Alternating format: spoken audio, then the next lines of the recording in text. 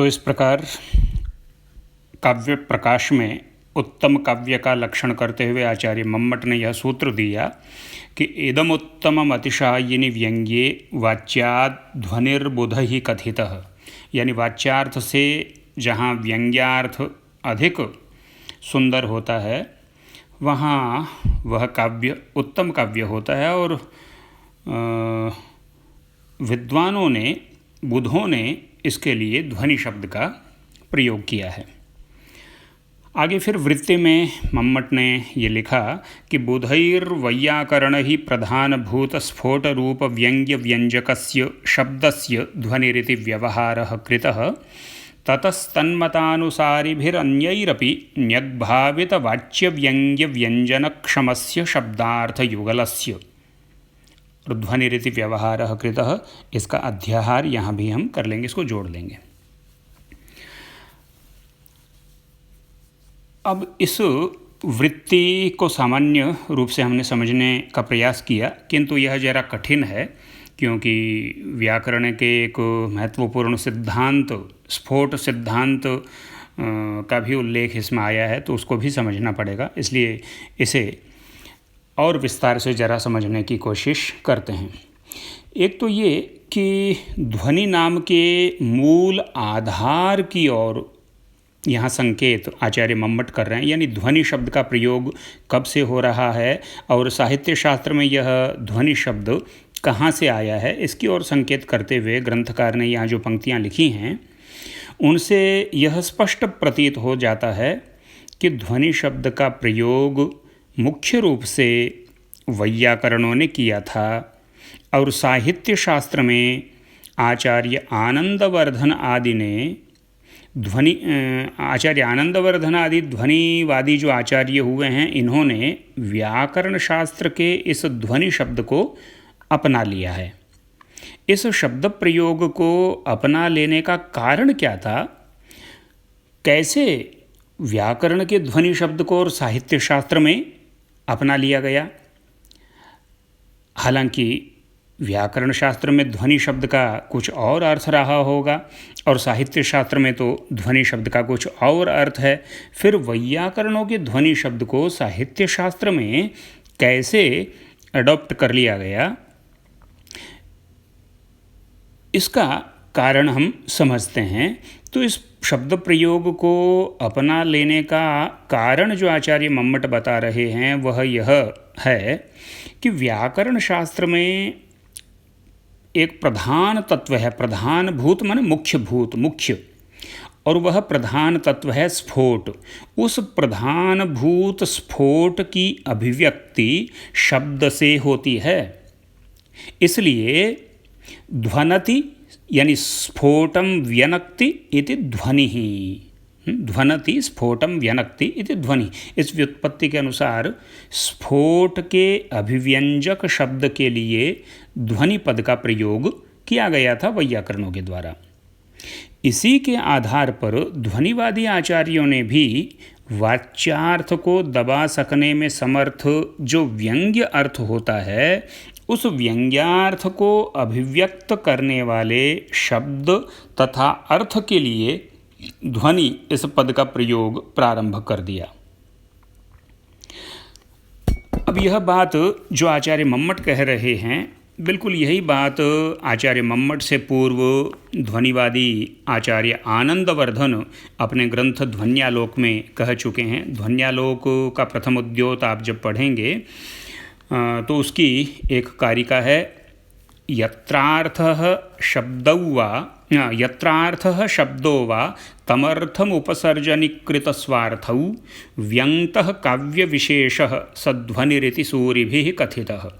अर्थात जहाँ अर्थ स्वयं को गौण कर देता है तथा शब्द अपने वाच्यार्थ को गौण कर देता है और उसे गौण करके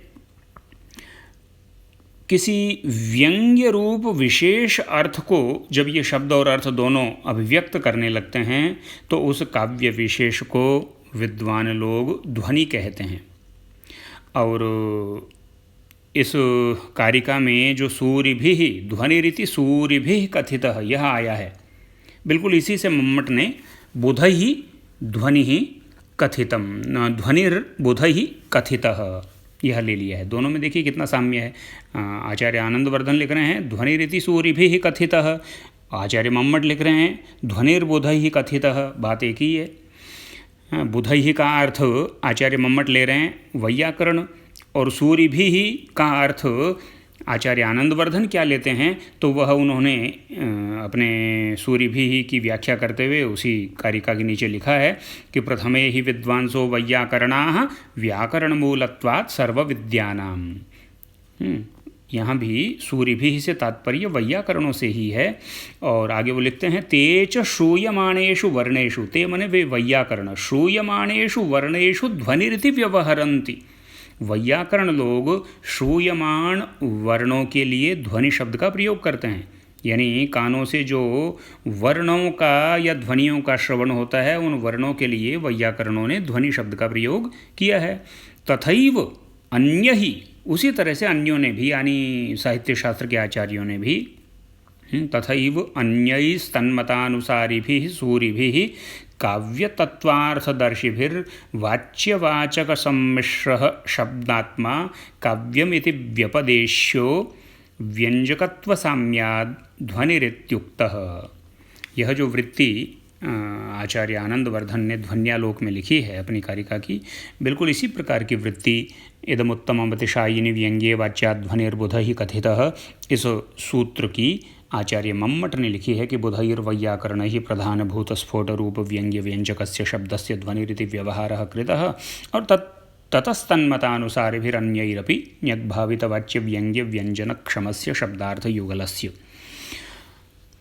यहाँ वैयाकरणों के जिस ध्वनि पद के प्रयोग की ओर ग्रंथकार संकेत कर रहे हैं कि वैयाकरणों ने ध्वनि शब्द का प्रयोग, ध्वनि पद का प्रयोग या ध्वनि नाम का प्रयोग शब्द के लिए किया, तो वह ध्वनि की चर्चा पतंजलि के महाभाष्य में एक स्थान पर आई है। पतंजलि का महाभाष्य आपके पाठ्यक्रम में है, व्याकरण वाले पेपर में होगा, शायद 5वें पेपर में। महाभाष्य का जो प्रथम आह्निक है, जिसको पस्पशाह्निक कहते हैं, वह पस्पशाह्निक आपके पाठ्यक्रम में है और बहुत सुंदर है महाभाष्य का पस्पशाह्निक। उस पस्पशाह्निक में एक प्रसंग आया है कि भाई ये शब्द क्या होता है। अथ गौर इत्यत्र कः शब्दः, महाभाष्य की शुरुआत होती है अथ शब्दानुशासनम, यहाँ से पतंजलि ने, महर्षि पतंजलि ने अपने ग्रंथों का प्रारंभ अथ शब्द से ही किया है। पतंजलि का योग पर एक ग्रंथ है, नाम सुना है क्या है, योग सूत्र। तो महर्षि पतंजलि योग सूत्र का प्रारंभ कहाँ से करते हैं, अथ योगानुशासनम, पहला सूत्र उनका यही है, अथ योगानुशासनम। और उसके पश्चात जो अगला सूत्र आया है योगश्चित्त वृत्ति निरोध, वो दूसरा सूत्र है। ऐसे ही महर्षि पतंजलि जब व्याकरण दर्शन के अपने ग्रंथ महाभाष्य लिख रहे हैं, पातंजल महाभाष्य को, तो उस ग्रंथ का प्रारंभ भी अथ शब्द से कर रहे हैं, अथ शब्दानुशासनम। और आगे उसमें एक जगह आया है कि अथ गौर इत्यत्र कः शब्दः, कि भाई ये जो गौ शब्द है इसमें शब्द कौन सा है, गौ, यह जो बोला जाता है, गौ जो कहा जाता है, इसमें शब्द क्या है, गौ में शब्द किस चीज़ का नाम है। फिर आगे वो प्रश्न करते हैं किम यत्तत् सास्ना लांगूल ककुद खुर विषाण्यर्थ रूपम स शब्दः, क्या ये जो सासना और लांगूल, ककुद, खुर और विषाण से युक्त एक अर्थ है, एक पिंड है, वह शब्द है क्या। सासना जानते हैं, सासना माने गलकंबल, जो गायें होती हैं, गायों के गले में जो स्किन लटकती है नीचे, उसको सासना या गलकंबल कहते हैं।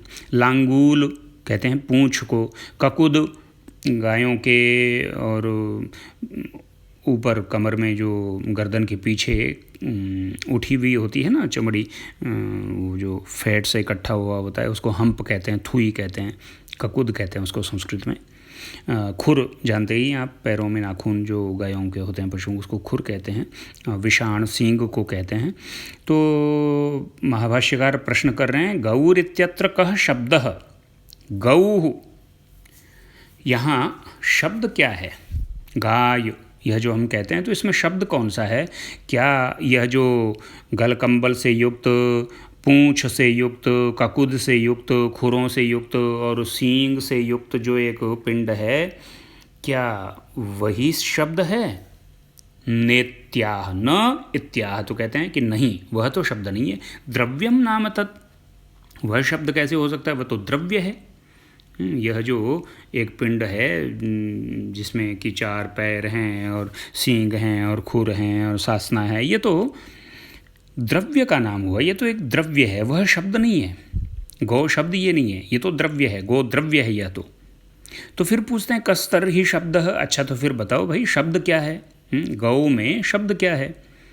तो उत्तर देते हुए महाभाष्यकार कहते हैं, येनोच्चारितेन सास्ना लांगूल ककुद खुर विषाणिनाम संप्रत्ययो भवति स शब्दः, कि जिसका उच्चारण होने से, येनोच्चारितेन, जिसका उच्चारण होने से सासना, लांगूल, ककुद, खुर और विषाण वाले उस पिंड का संप्रत्यय होता है, बोध होता है, वह शब्द है। यानी गौ शब्द कौन सा है? तो कहा कि जिसका उच्चारण सुन करके और हमें बोध होता है गलकंबल आदि से युक्त पिंड का, वह उच्चरित जो ध्वनि है वही शब्द है। आगे करें, अथवा प्रतीत पदार्थ को लोके ध्वनि शब्द उच्यते। उसी बात को इस रूप में कह रहे हैं कि अथवा लोक में यानी संसार में प्रतीत पदार्थ कह, पदार्थ की प्रतीति करवाने वाला जो ध्वनि होता है, पदार्थ की प्रतीति करवाने वाले ध्वनि को ही शब्द कहा जाता है। तद्यथा, जैसा कि हम सुनते भी हैं, शब्दम मा कुरु, शब्द मत करो। कोई ध्वनि कर रहा है, उसको रोकने के लिए कहते हैं शब्दम मा कुरु, शब्दम मा कार्षी ही, इसका भी वही अर्थ है, शब्द मत करो। शब्द कार्ययम मानवकः, यह मानवक यानी यह बालक जो है शब्दकारी है, यानी बड़ा बड़बड़ करता है, बहुत ध्वनि करता है, आवाज़ करता है। ध्वनिम कुर्वन् एवं उच्यते, ध्वनि करते हुए के लिए, जो आवाज़ कर रहा है, जो ध्वनि करता है, ध्वनि कर रहा है, उसके लिए ऐसा बोला जाता है कि यह शब्द कर रहा है, शब्द मत करो, यह बड़ा शब्द करने वाला है, यानी ध्वनि को शब्द कहा जा रहा है। तस्मात् ध्वनि ही शब्दः, इसलिए ध्वनि ही शब्द है। ये महाभाष्य में आया है, इसमें ध्वनि को ही शब्द बताया गया है। परंतु स्फोट रूप व्यंग्य को अभिव्यक्त करने वाले शब्द के लिए ध्वनि पद का प्रयोग हुआ है व्याकरण में। यह बात इस पंक्ति से पूरी तरह से स्पष्ट नहीं होती है, किंतु व्याकरण शास्त्र में अनेक स्थलों पर स्फोट सिद्धांत की कल्पना की गई है, और उस स्फोट की अभिव्यक्ति किससे होती है? स्फोट की अभिव्यक्ति श्रोत्रग्राह्य वर्ण या ध्वनि से ही होती है। श्रोत्रग्राह्य वर्ण माने ऐसे वर्ण जो मुख से उच्चरित होते हैं और श्रोत्र से जिसका ग्रहण किया जाता है, हमारे कानों में जो पड़ते हैं और हम उनको ग्रहण करते हैं। किसी के मुख से उच्चरित होकर के और दूसरों के कान में जो ग्रहण किया जाता है उसको वर्ण कहते हैं, उसी को ध्वनि कहते हैं, और उसी से स्फोट की अभिव्यक्ति होती है। इसलिए ग्रंथकार ने उक्त आशय की पंक्ति लिखी है कि स्फोट को अभिव्यक्त करने वाले ध्वनि के लिए वैयाकरणों ने शब्द नाम का प्रयोग किया, या शब्द के लिए ध्वनि का प्रयोग किया। अब ये जो विषय है स्फोट वाला और ध्वनि वाला, इसको और अधिक स्पष्ट करने के लिए पहले स्फोट सिद्धांत जो है व्याकरण का जो स्फोट सिद्धांत है, उस स्फोट सिद्धांत को जरा समझने का प्रयास करते हैं कि ये स्फोटवाद क्या है। स्फोटवाद नाम तो आपने सुना होगा, वैयाकरणों के एक प्रसिद्ध सिद्धांत का नाम है स्फोटवाद। प्रमुख सिद्धांत है ये स्फोटवाद वैयाकरणों के यहाँ। स्फोट शब्द की व्युत्पत्ति क्या है, पहले ये समझ लें। स्फोट का अर्थ है जिससे कुछ फूटता हो। क्या फूटता हो? जिससे अर्थ फूटता हो वह स्फोट। स्फुटति अर्थः यस्मात् सस्फोटः, यानी स्फोट वह है जिससे अर्थ स्फुटित हो जाता है। हमें गाय पदार्थ का बोध जिससे होता है वह स्फोट है। यदि स्फोट न हो तो हमें यह बोध ही न हो कि यह गाय है, यह गाय है, या हमें गाय लाने के लिए कहा जा रहा है या गाय को ले जाने के लिए कहा जा रहा है। यह गो पदार्थ का बोध हमें स्फोट से ही होता है। स्फुटति अर्थ है यस्मात् स स्फोट, ये स्फोट की परिभाषा आप याद रखें। यानी अर्थ की प्रतीति जिससे होती है उसे स्फोट कहते हैं। अब यह स्फोट वैयाकरणों के अनुसार पदस्फोट, वर्णस्फोट, वाक्यस्फोट आदि भेद से अनेक प्रकार का हुआ करता है। जो पदस्फोट होता है उस पदस्फोट से पदार्थ की प्रतीति होती है तथा वाक्यस्फोट से वाक्यार्थ की प्रतीति हुआ करती है। गौ एक पद है, गौ सुना है आपने, जिसका अर्थ है गाय। कौन कौन से वर्णों से मिलकर के बना हुआ है ये? ग, औ, विसर्ग, है ना, गकार, औकार और विसर्जनीय, इनके योग से मिलकर के बना हुआ जो गौ पद गाय का बोध करवाता है, वह गौ पद, गाय का बोध करवाना वाला गौ पद वह नहीं है जो श्रोत्र से सुनाई देने वाली ध्वनि है। श्रोत्र से सुनाई देने वाली जो ग, औ और विसर्जनीय ध्वनियाँ हैं, ये ध्वनियाँ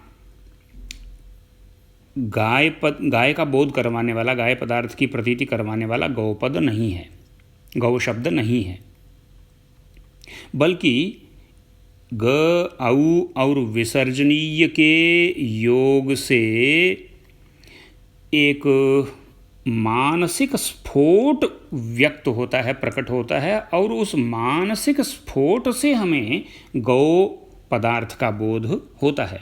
क्यों? ऐसा क्यों?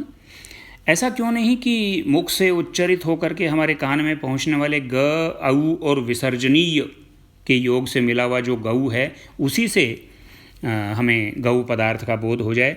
उसके लिए किसी स्फोट नाम के तत्व की कल्पना करने की क्या आवश्यकता है?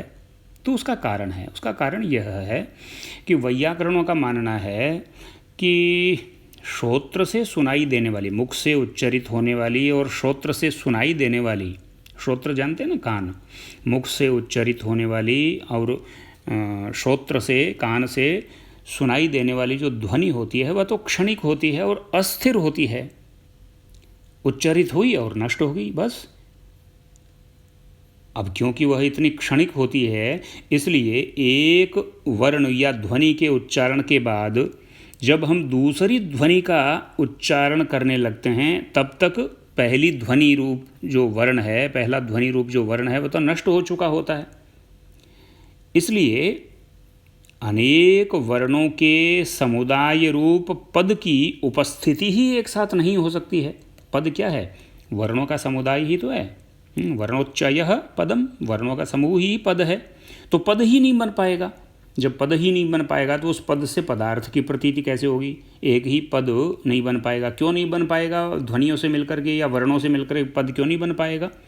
पद इसलिए नहीं बन पाएगा क्योंकि जैसे गौ पद है, अब गौ में सबसे पहले गकार का उच्चारण हमारी जिह्वा करेगी। हम गकार का उच्चारण करके और जब तक औ पर पहुँचेंगे, गऊ में ग, औ, विसर्ग ये तीन ही तो हैं, तो ग का उच्चारण करके जैसे ही हमारी जिह्वा औ पर पहुँचेगी तब तक ग नष्ट हो चुका होगा और विसर्जनीय अभी आया ही नहीं होगा।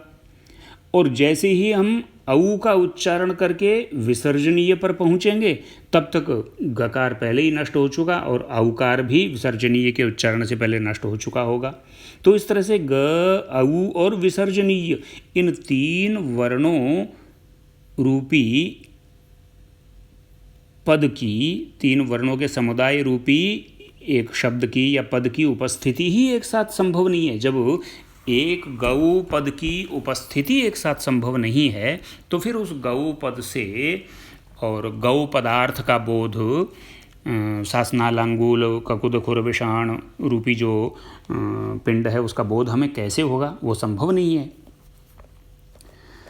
इसलिए और इसी तरह से वाक्य स्फोट की बात करेंगे तो अनेक पदों के समुदाय रूप वाक्य की भी उपस्थिति एक साथ नहीं हो सकेगी और हमें वाक्यार्थ की प्रतीति नहीं हो पाएगी। यह समस्या है। इस समस्या का समाधान करने के लिए वैयाकरणों ने स्फोट सिद्धांत की कल्पना की है। यहाँ स्फोट सिद्धांत को मानने वाले वैयाकरणों का अभिप्राय यह है कि पूर्व वर्ण के अनुभव से एक प्रकार का संस्कार उत्पन्न होते चलता है। पूर्व वर्ण तो जैसे हम उत्तर वर्णों का उच्चारण करने लगते हैं तो पूर्व वर्ण उच्चरित होकर के नष्ट हो चुके होते हैं। ग औ विसर्ग इनका एक एक करके ही तो उच्चारण करेंगे, क्रमशः ही उच्चारण होता है। गऊ सुनने में सामान्यतः ऐसा लगता होगा कि एक साथ उच्चारण हो गया, लेकिन एक साथ उच्चारण नहीं होता है। गऊ में पहले जो जिह्वा है वो ग पे जाएगी, फिर औ पे जाएगी, फिर विसर्जनीय पे जाएगी। तो पूर्व वर्ण उच्चरित होकर नष्ट होते चलेंगे, लेकिन पूर्व वर्ण के अनुभव से एक प्रकार का संस्कार उत्पन्न होता जाता है और उस संस्कार के सहित जब अंतिम वर्ण का श्रवण होता है श्रोता को, तो तिरोभूत वर्णों को भी ग्रहण करने वाली, नष्ट हो चुके वर्णों को भी ग्रहण करने वाली एक मानसिक पद की प्रतीति उत्पन्न होती है। मानस में एक पद की प्रतीति उत्पन्न होती है, यानी ग औ विसर्जनीय इनका उच्चारण किया तो ग का उच्चारण होते ही ग नष्ट हो गया, औ का उच्चारण होते ही औ नष्ट हो गया। लेकिन नष्ट होने के बावजूद ग और औ का एक संस्कार हमारे साथ रहा, और जैसे ही अंत में विसर्जनीय का, अंतिम वर्ण विसर्जनीय है ना, गऊ में विसर्ग है, उस विसर्ग का जैसे ही उच्चारण हुआ तो उस विसर्जनीय का उच्चारण उससे पूर्व के दो वर्णों के संस्कार के साथ इकट्ठा होकर के और हमारे ब्रेन में, हमारे मानस में एक गऊ नाम के मानसिक पद की प्रतीति उत्पन्न कर देता है। इस मानसिक पद या शब्द की प्रतीति का ही नाम पदस्फोट है, और अर्थ की प्रतीति इस पदस्फोट के द्वारा ही होती है। पदार्थ की प्रतीति श्रोत्र से गृहीत होने वाले शब्द या ध्वनि से नहीं। हाँ, श्रोत्र से वर्ण रूप ध्वनियाँ या वर्ण समुदाय रूप शब्द नामक ध्वनि गृहीत अवश्य होती है, लेकिन श्रोत्र से गृहीत उन ध्वनियों के द्वारा पहले एक स्फोट मानस में अभिव्यक्त होता है, और उस स्फोट से फिर हमें गऊ आदि पदार्थों का बोध हुआ करता है। इसी प्रकार ये पदस्फोट की और उससे पदार्थ की प्रतीति की बात हुई। इसी तरह से पूर्व पदों के अनुभव से जनित संस्कार के साथ जब अंतिम पद के श्रवण से और अनेक पदों का अवगाहन करवाने वाली मानसिक वाक्य प्रतीति होती है, तो वैयाकरण उस मानसिक वाक्य प्रतीति को वाक्य स्फोट कहते हैं, और इस वाक्य स्फोट से फिर वाक्यार्थ की प्रतीति होती है। पदस्फोट से पदार्थ की प्रतीति होती है, वाक्य स्फोट से वाक्यार्थ की प्रतीति होती है। अब ये जो वैयाकरणों का स्फोट का मत है, स्फोट का सिद्धांत है, नैयायिक इसको नहीं मानते हैं, न्याय दर्शन के आचार्य इसको नहीं मानते हैं। और उसका कारण यह है कि वैयाकरणों का यह जो स्फोट है यह नित्य है। वैयाकरणों ने स्फोट को नित्य कहा है, यद्यपि वर्णों को तो या ध्वनियों को तो वैयाकरणों ने अनित्य कहा है, लेकिन उन वर्णों या ध्वनियों से जो मानसिक प्रतीति एक उत्पन्न होती है समुदाय के रूप में, वह मानसिक पद प्रतीति या वाक्य प्रतीति जो है वह स्फोट है, और वह स्फोट वैयाकरणों के यहाँ नित्य है। और इसी स्फोट को लेकर के वैयाकरणों ने शब्द को नित्य कहा है। जो ध्वनि रूप शब्द है वह तो अनित्य है वैयाकरणों के मत में भी, लेकिन स्फोट रूप जो शब्द है यह नित्य है। लेकिन नैयायिक जो हैं, नैयायिकों ने तो वैयाकरणों के अनुसार स्फोट को नित्य नहीं माना है, शब्द को नित्य नहीं माना है। नैयायिकों ने तो शब्द को अनित्य माना है, और इसलिए स्फोट की सत्ता को वे नहीं मानते हैं। वे तो केवल सद अनेक वर्णावगाहिनी पद प्रतीति तथा सद अनेक पदावगाहिनी वाक्य प्रतीति को ही मानते हैं, बस उसको स्फोट नाम नहीं देते हैं और न उसको नित्य मानते हैं। तो यह जो स्फोट है ना, इस स्फोट की अभिव्यक्ति किससे होती है? मानस में जो एक नित्य शब्द बैठा हुआ है, एक नित्य शब्द जो मानस में विद्यमान रहता है हमारे, अनंत नित्य शब्द हैं इस प्रकार के जो हमारे मानस में पड़े हुए रहते हैं। जैसे ही वर्णों का श्रवण होता है, जैसे ही ध्वनियाँ कान में पड़ती हैं, तो ध्वनियाँ कान में पड़ते ही उन ध्वनियों के समूह से संबंधित जो पदस्फोट होता है, वह पदस्फोट अभिव्यक्त हो जाता है और उससे फिर अर्थ की प्रतीति होती है। कान में पड़ने वाली, कान में सुनाई देने वाली ध्वनियों से स्फोट अभिव्यक्त होता है और स्फोट से फिर अर्थ प्रकट होता है।